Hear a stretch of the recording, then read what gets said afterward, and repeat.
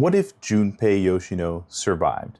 Now, that's a question that I've been asking myself for many years, and I know many other people have as well. It's actually a pretty intriguing idea on what would happen with him.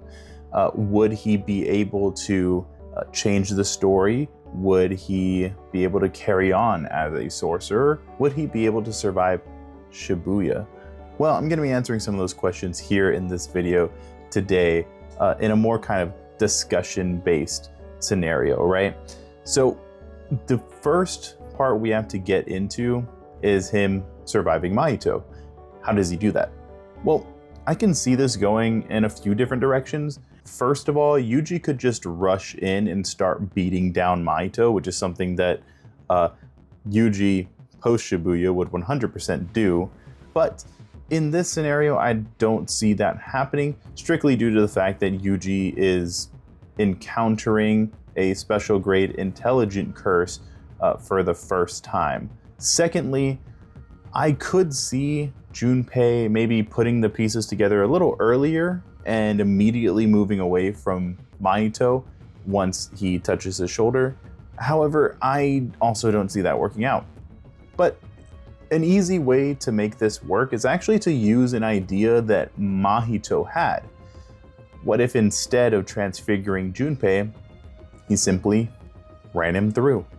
In this scenario, Mahito would change his hand into a sword and just plunge it right through Junpei's chest, injuring the boy, having him fall down onto Yuji, who of course would be very upset at this point. And unable to do anything, I think he would also still call on Sukuna, and those same beats happen. Junpei at this point is losing a lot of, his bodily fluids, and so he promptly passes out, but Yuji mistakes this for passing away. And so most of those story beats happen pretty much the same with Yuji fighting Mahito. However, as the fight progresses and Nanami joins in, Junpei would wake up. He's weakened at this point, barely hanging on, but he hears Mahito laughing as he unleashes his domain. Now, having put the pieces together and realizing that Mahito is the reason his mother is gone, Junpei would summon Moondregs one last time and attack. The jellyfish helps Yuji pierce through Mahito's barrier, and this is something that Nanami actually takes a note of. However, Junpei is down for the count at this point. That was his final attack, but it cements him as not just a villain, even though a tragic one, it cements him as a potential ally. Now, getting into the aftermath, surviving Mahito is one thing, but dealing with the consequences is another. Junpei was still involved in a series of curse-related events, including the attack on his own school. Now, this makes it easy for the higher-ups to pin everything on Junpei as just some crazed person who attacked his own school due to bullying, something that happens a lot in our real world. And that means he's likely put in for execution. However, Nanami comes to the rescue, telling Gojo about this young man that ended up helping them.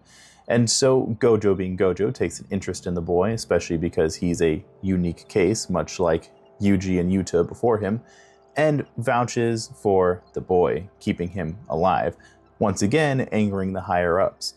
At first, Junpei doesn't really want to fight or even join Jujutsu Society, but Gojo hits him with the Mahito's still out there. And so Junpei doesn't join because he has any sort of heroic goals or he feels like protecting others from curses. Instead, he joins strictly for the purpose of getting revenge on Mahito. That doesn't mean that he's wholeheartedly in this endeavor, but it does give him a jumping off point. From here, Junpei would likely be hidden from the higher-ups and the rest of Jujutsu Society the same way Yuji was, and so he would be joining Yuji in hiding. They hang out, watch movies, eat together, getting a bit closer, and this really helps to get Junpei over the hump of everything that's happened. Of course, he still has things to work through. He's very much depressed about his mother and his life being gone as he knew it, but Yuji's there to help out, and Yuji's a very charismatic and empathetic person, so I think he would really help Junpei work through some of these emotions, even if it's in an unconventional way. That said, when it comes to training and actually getting into Jujutsu as a whole, Junpei lags behind just a little bit. Yuji's able to train himself. He's pretty athletic, so I believe doing basic calisthenics would probably eventually work its way into Junpei's training, but Gojo would probably have Junpei focus more on cursed energy reinforcement, something that the boy needs since he is a Shikigami user, and so he's more or less prone to being beaten due to close quarters combat. And he'd also have Junpei and Yuji spar quite often, given that they're kind of counters to each other. Junpei is a combatant that doesn't want to be in close quarters and uses a mid to long range attack in the form of their Shikigami, which keeps Yuji away from him. But Yuji can sometimes circumvent Moondregs and get straight to Junpei. And so these kinds of sparring matches pushes them to be better than they would be otherwise, or at least alone, apart. By the end of the 2 to 3 weeks between the Versus Mahito arc and the Kyoto exchange event, Junpei would be a lot sharper, a bit stronger, and more importantly, he would have a reason to keep fighting. And while at first it was all about revenge, it soon starts to become all about being by Yuji's side. Yuji helping him through a lot of the emotions that he's going through, a lot of the depression and all that, I think would make Junpei start to rely or idolize Yuji in a weird way. This might not be healthy, but then again, sorcerers as a whole aren't healthy in terms of, mental health. So Junpei would start to form this idea that he always needs to be by Yuji's side. He needs to protect Yuji, right? At first, he may have believed, or at least told himself the lie, that humans don't have hearts. And I think seeing Yuji's heart, he would want to protect it at all costs, which means he wants to fight for Yuji. Taking us into the Goodwill event, Yuji has his big return, as always, scaring both Nobara and Megumi, but Junpei is a lot more awkward, right? He kind of just stands there. He's not sure how to conduct himself because he has been away from school for so long, and the anxiety is probably eating at him meeting fellow students, something that didn't go so well for him before. The reactions are mixed. Nobara thinks he's kind of a beanpole, right? He's this, twig of a person. Now, Megumi probably says, hey, what's up? But he doesn't really chat with Junpei, and his overall cold and reserved nature would probably put Junpei off, though this is just due to interpretation and not how Megumi actually is. The Kyoto students don't really care, probably still just looking at the little knickknacks that Gojo got them, and Gakuganji outright disapproves because he's probably one of the people that wanted Junpei gone in the first place. During the event, both teens end up fighting Todo, since Yuji was already being pitted up against him and Junpei refused to do anything but follow him into battle. And yeah, it goes about how you'd expect. Todo wipes the floor with Junpei. Now, granted, Junpei is able to stick in the fight. He probably uses Moondrakes to shield himself, because otherwise I do believe Todo would break him in half, or at least break his arms. That said, Todo isn't interested in Junpei at all. He actually thinks Junpei is kind of a mid-level sorcerer, However, Junpei doesn't quit. He keeps getting up and he keeps trying to distract Todo or keep him from hurting Yuji too much. And while it might not look like much, after being hit over and over and over by Junpei or Moondregs, Todo would start to develop a very small burn-like rash on his hand. That proves that Junpei's poison does have effects. And for the first time, Todo starts to get a little interested in him, just a little bit. At this point, Hanami shows up and Todo challenges both boys to do something. Yuji is still told to hit a black flash, but Junpei does not have the right mindset for that. But that said, Todo tells him to just land one clean hit on Hanami. Junpei is confused as to why Todo would not take this fight, seriously and fight Hanami alongside them. But when Yuji charges in head first and does eventually land a Black Flash, Junpei sees his opportunity. Now, he knows that he needs Todo to jump in and help Yuji, but there's also a very small spark inside of him that ignites, that he wants to hit Hanami. And so he puts his palms together, twists them, and he has Moondregs put all of their energy into one spike and drills it right into Hanami's arm. This ends up having the poison spread across Hanami's arm. It doesn't go any further than that, but it does slightly slow them down. That burning sensation, that poison, it does something to the spirit. In a fight full of monsters, Junpei managed to actually do something. However, that is where his role starts to diminish. His reserves are starting to run a little bit low, and Yuji has hit a Black Flash. He's awakened this new realm of power. Todo and Hanami are both starting to go all out. And Junpei is just not going to be able to keep up with such monsters. So he falls back, focuses on survival or aiding where he can, and leaves the heavy lifting to his allies. After the battle, Junpei collapses completely spent. Yuji's growth is insane, and Junpei starts to feel a little bit left behind. He knew he was never on Yuji's level, but now their gap is massive. However, Megami, later on in the hospital, does point out that Junpei stood up to a special grade spirit, and most of the other students were unable to. Nobara still calls him a beanpole, but she does admit he held his ground, which, hey, that's a win. Even Todo acknowledges that, hey, at least he stayed in the fight and stuck around until the very end. While this does give Junpei a little more confidence, he also has some more clarity on the big picture of things, right? If he wants to keep up with Yuji, he has to get stronger, otherwise he'll always be a step behind.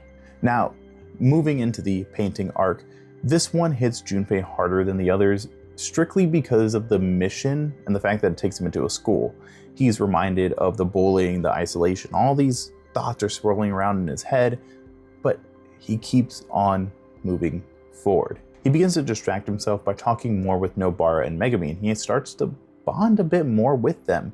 He learns that Nobara has this very brash attitude just in general, but she is caring and very loyal to her teammates. He learns that Megami is kind of the same, except he is a lot more reserved and focused on the mission, which is why he tends to be a little less chatty. But of course, he's focused on the mission for a reason. When Megami attempts to go it alone, Junpei is obviously going to join Nobara and Yuji. He knows firsthand just what happens when you try to do everything yourself and you're not in the right headspace. And I think that's something that he would say to Megami when Yuji and Nobara end up following and ambushing him later on. And I think this would make Megami a bit more open to working closer with Junpei. And since they're both Shikigami users, he's probably noticed that Junpei struggles a bit more in close quarters combat. So I think he might actually give Junpei a cursed tool. He's probably going to give him that sword that he uses during the culling games. It's just your average kind of plain Jane sword, but hey, it's something for Junpei. When they encounter the Yasuhachi Bridge curse, I think Junpei would definitely help out with it. He'd probably use Moondrakes to plug up some of the holes. However, after they exercise it, that just means the finger bearer comes out even sooner in this scenario. Now, when Kechizu arrives, he's promptly cornered because there's more sorcerers, and secondly, there's a much more dangerous curse that's just kind of letting its cursed energy out willy-nilly. So Eso would have to come in and probably save his brother from being hit by a cursed energy blast. And suddenly, it's a three-way battle in a very cramped cave, right? Eso actually thrives here strictly because he can hit every part of the cave with his Wing King technique without having to worry about the fact that it's a little bit too slow, right? Because everybody is trapped in the cave. Junpei would likely try to use Moondregs in order to either hit Eso or to restrain the finger bearer, but that just makes him a target for either one. And I do see him being hit by either the finger bearer, who blasts him away and greatly injures him, or he's struck by Esso's Wing King and he ends up getting poisoned. At this point, this would probably distract Yuji, who would go to try and help out, only for Nobara to be hit by either Kechizu sneaking up on her, or Esso, once again, striking her with his Wing King technique. And at that point, he activates his Rot Decay, and this suddenly puts a timer on the battle. But as we all know, when his friends are in danger, Yuji really locks in, and Nobara is not going to let that go either. However, Junpei, being poisoned and having this rot technique suddenly spread all over his body, would be reminded that he can do the same. I think he'd probably have Moondrakes sneak up behind Esso, who's now worried about Kechizu being beaten down by both Nobara and Yuji, and he'd have Moondrakes strike Esso directly in the back, probably in that little face that he doesn't like, and poison him. Now, this poison probably isn't as effective as it normally would be on a regular human or sorcerer, but it does give Yuji an upper hand in getting to Esso and starting to beat him down. And much like in the canon events, Yuji and Nobara land black flashes, whilst Megami opens his incomplete domain. However, in this scenario, I do see Esso falling to Yuji's black flash, strictly due to the fact that he's already been damaged and poisoned a little bit. So it does have an overall slightly smoother ending. That said, Junpei feels even further left behind, as now Nobara has hit a black flash. All of his friends are growing insanely powerful, and he's just lagging behind. Back at Jujutsu Tech, he'd probably reflect, noticing that after being poisoned, he was more or less a hindrance to his team. What if the roles were reversed? Could he have stepped up if Yuji and Megami had been poisoned instead? However, he's distracted when he hears the news that he's up for promotion. He's being considered for a grade 2 sorcerer. However, he'll have to prove himself in a field test first. So Junpei, knowing that something is on the horizon, would begin to work on his technique a little bit more, trying to figure out what other possibilities lie within his ability to poison. But as we all know, looming just over the horizon is the Shibuya incident. Will Junpei be able to rise to the occasion? Could his survival greatly affect the outcome of Shibuya? Or is he just another person that's destined to fall on that fateful day? That's where we're going to be leaving it for now. If you enjoyed this What If, make sure to like, subscribe, and let me know in the comments if you want me to cover Junpei's role in Shibuya. Overall, I really enjoyed writing this. It's actually good to finally kind of get it out there, because this is a script that I've been trying to write for about 3 years now. I used to have a separate channel. This is kind of a after the video rant. I also have several other projects in the works. I have like a What If Hanami Turned Good. I'm going to focus mainly on Jujutsu Kaisen, but I do have What If Deku was a symbiote. I have What If Deku had a symbiote. And what else did I have written? Oh, What If Obito saved Rin? That's one that is really interesting, strictly because of all the political fallout that would entail. But yeah, so let me know what you guys think in the comments. Let me know if you're excited for any of those what ifs specifically. I know Naruto is a really big franchise to get into what if wise, and MHA has dropped in popularity, but I do kind of like this the goofy dynamic between Deku and his symbiote that he ends up getting. No spoilers on that, but it's kind of fun to talk about it. But yeah, with that, you guys have a good day or night wherever you are. That's it for now.